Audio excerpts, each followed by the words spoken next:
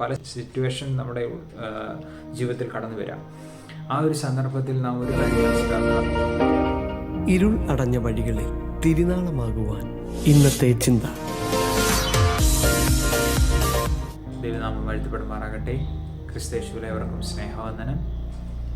റോമർക്കെഴുതിയ ലേഖനം 7-ാം അധ്യായത്തിൽ നിന്ന് ചെറിയൊരു ചിന്ത നിങ്ങളുമായി പങ്കുവെക്കുവാൻ ആഗ്രഹിക്കുന്നു. 7-ാം അധ്യായം ഉടനീളം നാം പരിശോധിക്കുമ്പോൾ അവിടെ ഒരു വിശ്വാസിയെ സംബന്ധിച്ചിടത്തോളം, അല്ലെങ്കിൽ വീണ്ടുജനനം പ്രാപിച്ച് രക്ഷയുടെ അനുഭവത്തിലേക്ക് കടന്നു വന്ന് ഒരു പുതിയ സൃഷ്ടിയായി തീർന്ന ഒരു വ്യക്തിയുടെ ഉള്ളിൽ പാപത്തിൻ്റെ സ്വാധീനം എങ്ങനെ കടന്നു വരുന്നു, അതവനെ എങ്ങനെ തിന്മയിലേക്ക് നയിക്കുന്നു എന്നതും, അപ്പോൾ തന്നെ ആ തിന്മയെ എങ്ങനെ ജയിക്കാം എന്നും പൗലോസ് ഈ അധ്യായത്തിലൂടെ നമ്മോട് ഓർമ്മിക്കുകയാണ്.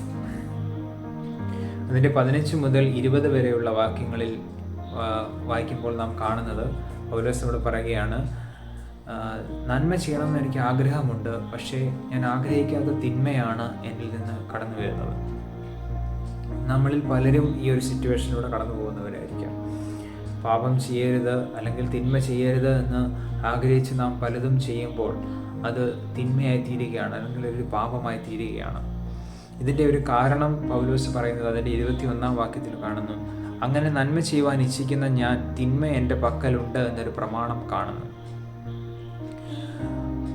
അതിൻ്റെ 23-ാം വാക്യം 2-ാം ഭാഗത്തിൽ പറയുന്നു, അത് എൻ്റെ അവയവങ്ങളിലുള്ള പാപപ്രമാണത്തിന് എന്നെ ബദ്ധനാക്കി കളയുന്നു.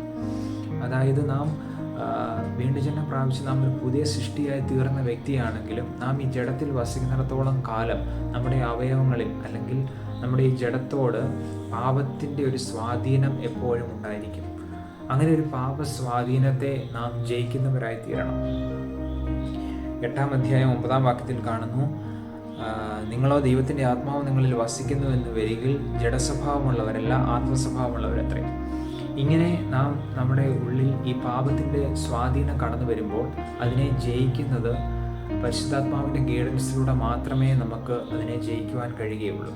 അതാണ് പറയുന്നത്, ദൈവത്തിൻ്റെ ആത്മാവ് നിങ്ങളിൽ വസിക്കുന്നു എന്ന് വരികിൽ നിങ്ങൾ ജഡസ്വഭാവമുള്ളവരല്ല ആത്മസ്വഭാവമുള്ളവരത്രേ. അതായത് നമുക്ക് ജഡത്തിൻ്റെ സ്വഭാവങ്ങളെ ജയിക്കുവാൻ കഴിയും, ആത്മാവിൻ്റെ സ്വഭാവങ്ങൾ കൊണ്ട് അതിനെ ജയിക്കുവാൻ കഴിയും. എന്നെ കേൾക്കുന്ന പലരും യൗവനക്കാരുണ്ടായിരിക്കാം, കൗമാരപ്രായക്കാരുണ്ടായിരിക്കാം, പല പ്രായത്തിലുള്ളവരായിരിക്കാം. നിങ്ങൾ നമ്മുടെ ജീവിതത്തെ നമ്മൾ ദിനംതോറും പല സിറ്റുവേഷനിലൂടെ പാപം ചെയ്യുവാനുള്ള പല സിറ്റുവേഷൻ നമ്മുടെ ജീവിതത്തിൽ കടന്നു വരാം. ആ ഒരു സന്ദർഭത്തിൽ നാം ഒരു കാര്യം മനസ്സിലാക്കുക, ദൈവത്തിൻ്റെ പരിശുദ്ധാത്മാവിന് നമ്മുടെ കാര്യസ്ഥനായ പരിശുദ്ധാത്മാവിന് നമ്മെ തന്നെ വിധേയപ്പെടുത്തുക, അല്ലെങ്കിൽ ആ ഗൈഡൻസിനെ ഏൽപ്പിച്ചു കൊടുക്കുക. അങ്ങനെ ഏൽപ്പിച്ചു കൊടുക്കുമ്പോൾ നാം ഒരു സ്റ്റെപ്പ് എടുത്ത് വെക്കാൻ പോകുമ്പോൾ അത് തെറ്റായ വഴിയാണെങ്കിൽ ദൈവത്തിൻ്റെ ആത്മാവ് നമ്മെ ഓർപ്പിക്കും, അത് തെറ്റാണ്, നീ അതിലേക്ക് തീയരുത്. അപ്രകാരം നമ്മുടെ ശരീരത്തെ നമുക്ക് സൂക്ഷിക്കുവാൻ, നമ്മുടെ അവയവങ്ങളെ നമുക്ക് സൂക്ഷിക്കുവാൻ കഴിയും. ഈ ആലയം, നമ്മുടെ ഈ ശരീരം എന്ന് പറയുന്നത് ദൈവം വസിക്കുന്ന ആലയമാണ്. ഈ ആലയത്തെ നാം ഒരിക്കലും നശിപ്പിക്കരുത്. ഈ ആലയത്തെ നശിപ്പിച്ചാൽ ദൈവം നമ്മെ നശിപ്പിക്കും. അങ്ങനെ കർത്താവിൻ്റെ ഈ ആലയത്തെ നാം വിശുദ്ധിയിൽ കാത്തു സൂക്ഷിക്കണം.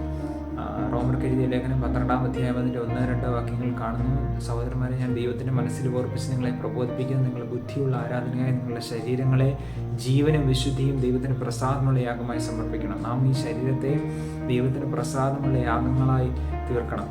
അങ്ങനെ യാഗങ്ങളായി തീർത്താൽ മാത്രമേ ദൈവം നമ്മിൽ പ്രസാദിക്കുവാൻ ഇടയായി തീരും.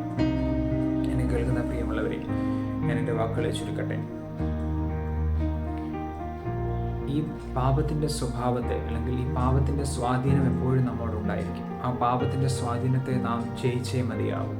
അതിനായി ആത്മാവിൻ്റെ ഗൈഡൻസ്, പരിശുദ്ധാത്മാവിൻ്റെ ഗൈഡൻസിനായി നമുക്ക് ഏൽപ്പിച്ചു കൊടുക്കാം. പ്രാർത്ഥനയോടെ മുന്നേറാം, വചനപ്രകാരം ജീവിക്കാം. ഈ വചനങ്ങളാൽ ദൈവം നമ്മെ ഏവരെയും സഹായിക്കുമാറാകട്ടെ. God bless you.